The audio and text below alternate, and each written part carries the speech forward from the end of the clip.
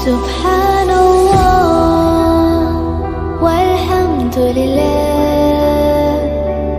800 साल के करीब हो गए सलाहुद्दीन अय्यूबी को वापस लाए हुए, लेकिन पिछले 100 साल से पूरी दुनिया के यहूदियों के अंदर एक ये फिक्र पैदा हुई कि हमारी एक रियासत होनी चाहिए, हमारा एक मुल्क होना चाहिए।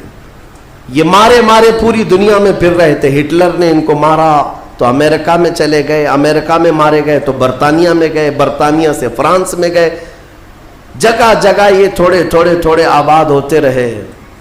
और उसके बाद फिर इनके अंदर एक तहरीक पैदा हुई 18वीं सदी ईस्वी में कि तुम्हारी अपनी एक रियासत होनी चाहिए। तो इनकी अपनी रियासत, इतना अपना मुल्क चाहिए, कहां? वही मुकद्दस जमीन जो तुम्हारे बाप दादाओं की है, क्योंकि यहूदी याकूब अलैहिस्सलाम की औलाद में अपने आप को कहते हैं। तो उस सरजमीन पर जाने के लिए कोशिशें करते रहे, लेकिन फिलिस्तीन उस जमाने में खिलाफत इस्मानिया का हिस्सा थी, जो तुर्की के बादशाह थे। तुर्की के अंडर में फिलिस्तीन आता था, तो वहां पर इनकी मजाल नहीं थी। लेकिन हुआ ये कि 1914 से 1918 के बीच में फर्स्ट वर्ल्ड वार हुई, दुनिया की सबसे बड़ी जंग, पहली जंग अजीम, जिसमें तुर्कियों ने जर्मनी का साथ दिया और हार गए बरतानिया इंग्लैंड के मुकाबले में। तो हारने की वजह से हुआ ये कि तुर्की की सारी खिलाफत खत्म हो गई, खिलाफत उस्मानिया के टुकड़े टुकड़े हो गए। 50 मुल्कों पर उनकी अकेली हुकूमत थी, सब टुकड़े हो गए। तुर्की को सब खत्म कर दिया गया, खिलाफत खत्म कर दी गई। ये 1920 में खिलाफत खत्म कर दी गई और फिर बरतानिया इंग्लैंड के तसल्लुत में, उसके कब्जे में फिलिस्तीन भी आया। ये वो जमाना था जब हमारा इंडिया भी इंग्लैंड के अंडर में था, हमारा भारत भी। बरतानिया हर मुल्क फतह करते हुए अपने अंदर लेते जा रहे थे, ये अंग्रेजों की आदत थी। तो फिलिस्तीन भी उनके अंडर में था। तो अब उन लोगों ने यहूदियों के लिए एक आम ऐलान किया, डिक्लेरेशन ऑफ बाल्फोर कहा जाता है, एक बाल्फोर एलामिया, जिसमें ऐलान किया गया कि दुनिया भर के जो भी यहूदी हैं वो हिजरत करके यहां आए, उन्हें घर दिया जाएगा। 1921 से फिर फिलिस्तीन में एक छोटी सी बस्ती में इनको बसाया गया। 4000 लोग पहले आए, 4000 लोग आए। फिर ये हिजरत का सिलसिला चलता रहा यहाँ तक कि 1947 में इनकी आबादी 36 लाख के करीब हो गई। 30-35 लाख से बढ़ करके आगे बढ़ गए। और उसके बाद फिर 1948 में इन जालिमों ने अक़वाम मुत्तहिदा यूएनए की मदद से ये ऐलान कर दिया पूरी दुनिया में कि अब ये फिलिस्तीन नहीं है, इसका आधा हिस्सा इजराइल है, यह हमारा मुल्क है। बात दर हकीकत ये थी कि यूएनए में, अक़वाम मुत्तहिदा में ये बिल पास हुआ था कि यहूदियों को भी रहने दिया जाए, मुसलमानों को भी। इस फिलिस्तीन के 2 टुकड़े किए जाएंगे, एक मुसलमान फिलिस्तीन बनाएंगे और एक यहूदी इजराइल बनाएंगे। आज भी ये अक़वाम मुत्तहिदा यूएनए का ये बिल आज भी मौजूद है। अक़वाम मुत्तहिदा से ये बिल पास हुआ, यहूदी तो मान गए, लेकिन पूरे अरब के मुसलमान इसके खिलाफ थे कि अरबों के बीचों बीच एक यहूदी रियासत कैसे कायम हो सकती है, ये हमारा मुकद्दस मामला है, मुकद्दस सरजमीन से हमारा ताल्लुक है। एहतजाज करते रहे, लेकिन इन यहूदियों ने माल के जरिए, औरतों के जरिए सारे अरब मुल्कों के जो बादशाह थे इन तक अपना तसल्लुत जमा लिया। कई ऐसे अरब बादशाह हैं जिनकी बीवियां यहूदी हैं, उनके घरों तक ये पहुंच गए और उनको ऐसा न्यूट्रल कर दिया कि अब वो फिलिस्तीन के बारे में बात ना करें। हुआ ये कि इजराइल तो बन गया, लेकिन आज तक फिलिस्तीन नहीं बन सका। फिलिस्तीन का वजूद दुनिया नहीं दिखाती, गूगल में चेक करो तो नहीं बताता, फिलिस्तीन कोई जगह नहीं। मेरे अजीजों, हर 10-10 साल पर ये ज़मीन को हड़पते आज पूरा वो अर्ज़ मुक़द्दस जिसको फ़िलिस्तीन कहा जाता है 90% यहूदियों के कब्ज़े में आ गया। अक़वाम मुत्तहिदा से ये भी बिल पास हुआ था कि आधा आधा कर लिया जाए, اسرائیل ایک ریاست، فلسطین ایک ریاست، لیکن بیت المقدس جو ہے، مسجد اقصی، وہ دونوں کے انڈر میں نہیں رہے گی، یہ اقوام متحدہ کے انڈر میں، یہ خود مختار رہے، کیونکہ یہاں یہودیوں کا بھی تعلق ہے، عیسائیوں کا بھی ہے، مسلمانوں کا ہے، سب کو یہاں آنا جانے کی اجازت رہے گی، کسی کے انڈر میں نہیں رہے گا۔ یہ پاس ہوا تھا، لیکن آج حالات یہ ہے کہ اس بیت المقدس کی دیواروں پر، دروازوں پر یہ وحشی ظالم اسرائیلی بندوق تانے آج بھی کھڑے ہوئے، یہ جسے اندر جانے دیں وہ جائے گا۔ پوری دنیا اپنی آنکھوں سے دیکھ رہی ہے ان کی خیانت، ان کی غداری کو، لیکن کوئی ایک جملہ تک نہیں کہتا کہ اسرائیل دہشت گرد ہے۔ آپ کو میں ایک آنکڑے اگر بتاؤں تو آپ کے رونگٹے کھڑے ہو جائیں۔ انہوں نے فلسطین کے مسلمانوں میں سے اب تک 2.5 لاکھ صرف بچوں کو قتل کیا ہے ان اسرائیلیوں نے۔ آج بھی یہ ڈیٹا موجود ہے، انٹرنیٹ پہ موجود ہے، بڑی بڑی ویب سائٹس ہیں، انہوں نے شو کیا ہے۔ اقوام متحدہ کی بھی رپورٹ موجود ہے کہ فلسطین کے کتنے مارے گئے۔ ان دونوں کی جنگ میں 24 لوگ اگر مارے جاتے ہیں تو 23 فلسطینی ہوتے ہیں، 1 اسرائیلی ہوتا ہے۔ پھر بھی دہشت گرد فلسطین ہے، آتنکواد فلسطین ہے۔ میرے عزیزو، یہ دنیا جو دوہرا کھیل کھیل رہی ہے، اس کو کون بتائے گا آخر؟ وہاں جمعہ کی نماز پڑھنے کے لیے مومنین آج بھی جاتے ہیں، ان پر گولیاں برسا دی جاتی ہیں، لیکن ان جیال مسلمانوں کو ہزاروں سلام جو تلواروں کے سائے میں بھی میرے مولا کی عبادت خشوع و خضوع سے کرتے۔ میں خود گیا اور دیکھا ہوں، چھوٹے چھوٹے سے بچے، 6 سال کے، 8 سال کے بچے ملنے کے لیے آتے ہیں، اور یہ پورے اسلحے میں لیس فوجی کھڑے رہتے ہیں۔ چھوٹا سا بچہ ان کی گن کو یوں گھماتا ہے اور مسجد میں اندر آتا ہے، ایسا لگتا ہے جیسے وہ کھلونے کو پکڑ رہا ہے۔ میرے عزیزو، یہ بھی حدیث پاک کے ذریعے سے میں بتاتا ہوں۔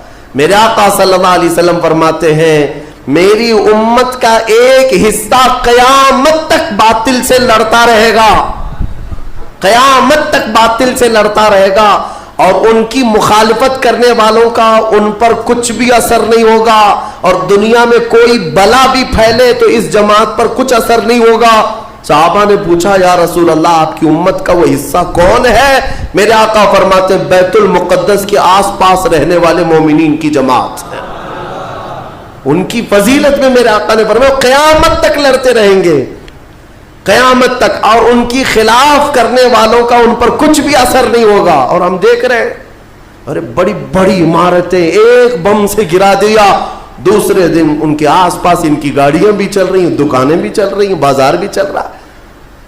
کل رات کو فائرنگ ہوئی، 50 لوگ بیت المقدس سے اٹھا کر کے لاشیں لے گئے، دوسرے دن جا کر کے دیکھے تو عصر کے بعد عورتیں اپنے بچوں کے ساتھ روٹیاں سینڈوچ کھاتی ہوئی بیٹھی ہیں۔ مطلب یہ ہے کہ نہ موت کا ان کے اندر خوف ہے، نہ ظالموں کے تسلط کا ڈر ہے۔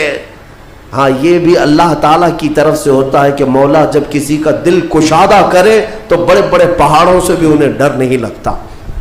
اور ایک حدیث میرے آقا صلی اللہ علیہ وسلم نے فرمایا کہ سید البقاع بیت المقدس، سید الصخرۃ صخرۃ بیت المقدس۔ حضور نے فرمایا پوری روئے زمین کا سردار جو حصہ ہے وہ بیت المقدس کا حصہ، سردار حصہ، اور گنبدوں میں اگر سردار گنبد ہے تو بیت المقدس کا گنبد ہے، یہ میرے آقا نے فرمایا۔ اور حضور فرماتے ہیں تم دیکھنا کہ اخیر زمانے میں سارے لوگ اس زمین کی طرف ہجرت کر جائیں گے، جب ایسی ہجرت کا وقت آ جائے حضور فرماتے ہیں فَلْزَمْهُمْ، تم لازم پکڑ لینا، اس جماعت کے ساتھ چلے جانا، کیونکہ خیر پوری دنیا میں صرف وہی ہوگا اور کہیں نہیں ہوگا۔ اور آج جو حالات دیکھ رہے ہیں نا، یہودیوں کا تسلط ہے، ان کا قبضہ ہے، میرے عزیزوں چند دنوں کی بات ہے۔ میں قرآن سے اور حدیث سے، وقت ہوتا تو میں آج، چونکہ یہ جمعۃ الوداع ہے اور یوم قدس کے نام سے پوری دنیا آج منا رہی ہے، اس لیے میں نے تمہارے سامنے یہ باتیں رکھی ہیں۔ بیت المقدس کیا ہے؟ بیت المقدس کے بارے میں میرے آقا صلی اللہ علیہ وسلم نے فرمایا یہ ہمیشہ بھی یہودیوں کے تسلط میں نہیں جائے گا، یہ میرا یقین ہے۔ دنیا ٹل سکتی ہے مگر میرے مصطفیٰ کا فرمان نہیں ٹلے گا۔ میرے آقا نے اگر فرمایا ہے تو وہ ہو کر رہے گا۔ حضور فرماتے ہیں خراسان سے ایک جماعت آئے گی، خراسان سے. خراسان یہ افغانستان اور ایران کا کچھ حصہ ہے جس کو پرانے زمانے میں خراسان کہا جاتا تھا.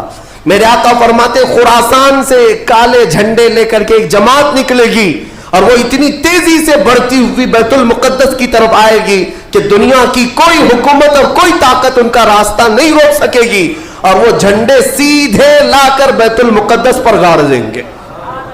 تنصب بإیلیا, میرے آقا فرماتے ایلیا یہ بیت المقدس کی سرزمین کو کہتے ہیں, جھنڈے وہاں گاڑ دیے جائیں گے.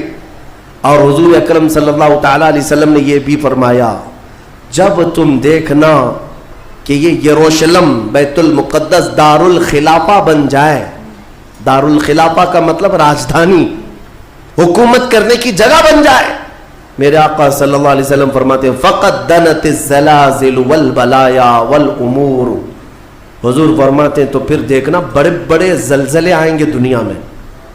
جب یروشلم کو راجدھانی بنا دیا جائے دار الخلافہ, بڑے بڑے زلزلے آئیں گے دنیا میں, والبلایا اور بہت ساری بلائیں پھیلیں گی پوری دنیا میں. یہ وائرس یہ کنٹینیو آئیں گے, یہ مت سمجھنا کورونا چلا گیا, ہاں یہ سب اب کنٹینیو آنے والی ہیں بلائیں. پوری دنیا میں بلائیں پھیل جائیں گی اور اتنے بڑے بڑے معاملات ہوں گے جن کو تمہارے کانوں نے سنا نہیں ہوگا. حضور نے فرمایا. اور یہ دار الخلافہ سے کیا مراد ہے, محدثین نے اس میں الگ الگ بحثیں کی ہیں, لیکن میں آپ کو بتاؤں 2017 میں, ابھی 3-4 سال پہلے کی بات ہے, 5 سال پہلے ان یہودیوں نے اپنی راجدھانی ڈکلیئر کر دی, یروشلم ہے, بیت المقدس ہماری راجدھانی ہے, اور سارے سفارت خانے جتنے بھی ایمبیسی ہیں انہوں نے سب وہاں پر منتقل کرنا شروع کر دیا, اور بیت المقدس کی سرزمین کو اپنا کیپٹل سٹی بنانے کا اعلان کر چکے. اور میرے آقا کی حدیث صادق آ رہی ہے جب وہ راجدھانی بنے گی اب بڑے بڑے زلزلے ہوں گے اور پوری دنیا میں بلائیں پھیلیں گی اور بڑے بڑے معاملات ہوں گے, اور پھر اس کے بعد میرے آقا صلی اللہ علیہ وسلم فرماتے ہیں ایک دور ایسا آئے گا کہ اللہ ان کو ذلیل و رسوا کر کے اس زمین سے نکالے گا, اور ایک امام برحق کے جھنڈے تلے مومنین جمع ہوں گے.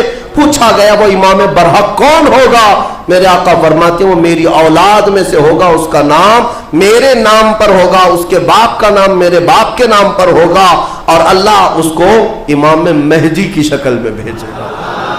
ہاں یہ زمانہ بہت قریب آ چکا, یہ زمانہ بہت قریب آ چکا. میں بارگاہ رب العزت میں آج جمعۃ الوداع میں یہی دعا کرتا ہوں کہ مولا اگر زندگی کی سانسیں باقی ہیں تو امام مہدی کی فوج میں ہمیں جگہ عطا فرما, ان کے جھنڈے تلے مولا ہمیں امن و امان عطا فرما دے, دنیا سے ظالموں کے چنگل سے مولا ایمان والوں کو آزادی عطا فرما, کفار و مشرکین کے تسلط سے مومنین کو آزاد فرما دے.